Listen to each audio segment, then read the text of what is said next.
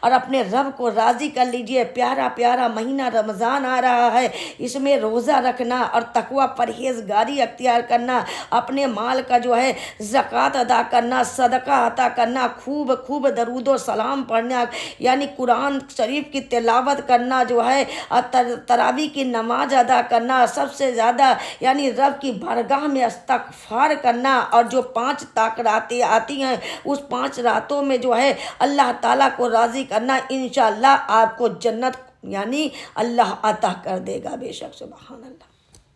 اے اسلام کی شہزادیوں، السلام علیکم۔ یعنی رمضان آ رہا ہے، رمضان کی تیاری کریے، کیونکہ رمضان جو ہے بھوکے پیاسے رہنے کی نہیں بلکہ تقوی اور پرہیزگاری ضروری ہے۔ یعنی جس شخص نے خدا سے ڈر کر تقوی کی زندگی اختیار کی تو اس سے جنات انسان ہی نہیں بلکہ کائنات عالم کی ہر شے ڈرنے لگتی ہے۔ یعنی جو شخص خدا سے ڈر گیا اس سے ساری خدائی ڈرنے لگتی ہے۔ اے اسلام کی شہزادیوں، یہی مطلب ہے وبشر المؤمنین کی دنیا میں اللہ تعالیٰ مومنین کو کرامت کی بشارت عطا فرماتا ہے، اور آخرت میں ان کے لیے جنت کی خوشخبری ہے۔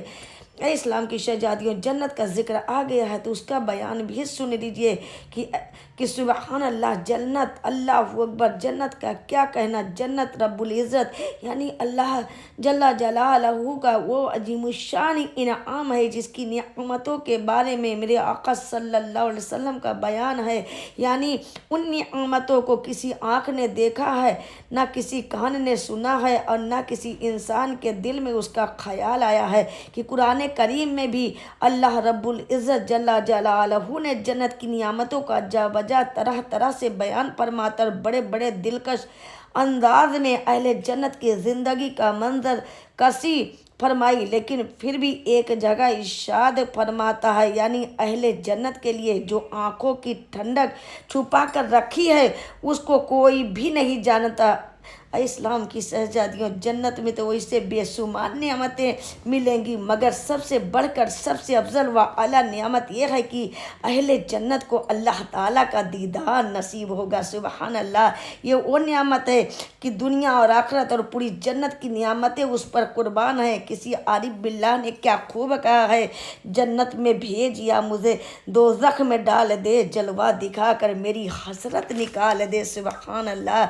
اسلام کے شہزادیوں، آج ہم مسلمانوں کی جنت کی طلب اور اس کا ذوق نہیں رہا، کیونکہ ہمارا ایمان جو ہے یعنی اتنا فنا ہو چکا ہے کہ ہم دنیا کے چند روزہ اور فانی نعمتوں پر اس قدر فدا ہو چکے ہیں کہ یہی دنیاوی نعمتیں ہماری جنت ہے۔ استغفر اللہ، کہاں دنیاوی نعمت اور کہاں نعمت جنت۔ اللہ اللہ، صحابہ کرام جن کے سینوں کے صندوق اور دلوں کی تجوریاں دولت ایمان سے مالا مال تھی، ان کے ذوق جنت کا یہ عالم تھا کہ ایک بہادر صحابی احد میں جب لڑائی پورے ثواب پر تھی، بے پرواہی کے ساتھ کھجوریں کھا رہے تھے، ایک دم رحمت عالم یعنی میرے آقا صلی اللہ علیہ وسلم سے پوچھا، یا رسول اللہ صلی اللہ علیہ وسلم، اگر میں اس جنگ میں شہید ہو گیا تو کہاں رہوں گا، مطلب کہاں ہوں گا؟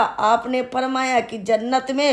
اس بشارت سے وہ بے خود ہو کر اس طرح کفار پہ ٹوٹ پڑے کہ لڑتے لڑتے یعنی جام شہادت نوش فرما لیا۔ سبحان اللہ، سبحان اللہ۔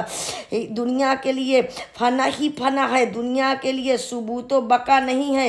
دنیا اور دنیا کے تمام ساز و سامان مکڑی کے جالے کی طرح، جس طرح مکڑی جالے کا گھر بنا کر بڑے اطمینان سے بیٹھی رہتی ہے کہ اور یہ گمان کرتی ہے کہ میرا گھر بہت مضبوط ہے، مگر قرآن مجید ارشاد فرماتا ہے یعنی مکڑی کا گھر نہایت ہی کمزور گھر ہے، جو ایک جھونکا اس گھر کو تباہ و برباد کر دیتا ہے۔ یہی مثال دنیاوی زندگی کی ہے۔ دنیا کا وجود ڈھل جانے والے سائے کے مثل ہے، یا اس کی مثال اس مہمان کی طرح ہے کہ جو رات بھر یعنی رہ کر چل دیا۔ میرے آقا صلی اللہ علیہ وسلم نے دنیاوی زندگی کا یہ نقشہ پیش فرمایا کہ دنیا کی مثال ایک سائے دار درخت کی طرح ہے کہ مسافر تھوڑی دیر کے لیے اس کے نیچے آرام کر کے درخت کو چھوڑ کر چل دیتا ہے۔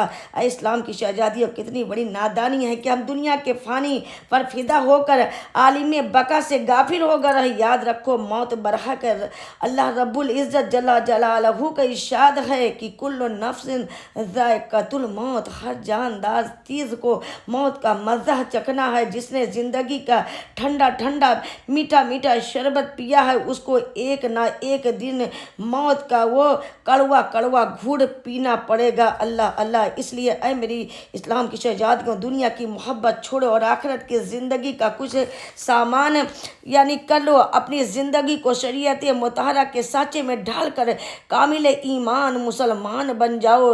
صاحب ایمان رہ کر جیو بھی اور صاحب ایمان رہ کر مرو بھی۔ یاد رکھو کہ ایک دن آنے والا ہے، خدا کی قسم ضرور آنے والا ہے کہ ہم تم موت کے بستر پہ پڑے ہوں گے، تجوری دولت سے بھری ہوں گی، گھر میں 50 من اناج رکھے ہوں گے، ٹھنڈے ٹھنڈے فریج میں باٹلیں رکھی ہوں گی۔ اچانک مالک الموت آ جائیں گے، اجرائیل علیہ السلام آئیں گے اور فرمائیں گے کہ خبردار خبردار، اب تم ان اناجوں میں سے ایک دانہ نہیں کھا سکتے، اب تم پانی کا ایک قطرہ بھی نہیں پی سکتے، اب تم اپنی دولت میں سے ایک پیسہ بھی نہیں خرچ کر سکتے۔ اچانک جاگنی شروع ہو جائے گی اور پھر میری زبان بند ہو جائے گی اور روح پرواز کر جائے گی اور ہم تم کچھ نہ کر سکیں گے۔ اس لیے اے میری اسلام کی شہزادیوں، وقت ہے اور اپنے رب کو راضی کر لیجئے۔ پیارا پیارا مہینہ رمضان آ رہا ہے، اس میں روزہ رکھنا اور تقوی پرہیزگاری اختیار کرنا، اپنے مال کا زکوٰۃ ادا کرنا، صدقہ عطا کرنا، خوب درود و سلام پڑھنا، قرآن شریف کی تلاوت کرنا، تراویح کی نماز ادا کرنا، سب سے زیادہ رب کی بارگاہ میں استغفار کرنا، اور جو 5 راتیں آتی ہیں اس 5 راتوں میں اللہ تعالیٰ کو راضی کرنا، انشاءاللہ آپ کو جنت اللہ عطا کر دے گا، بے شک۔ سبحان اللہ۔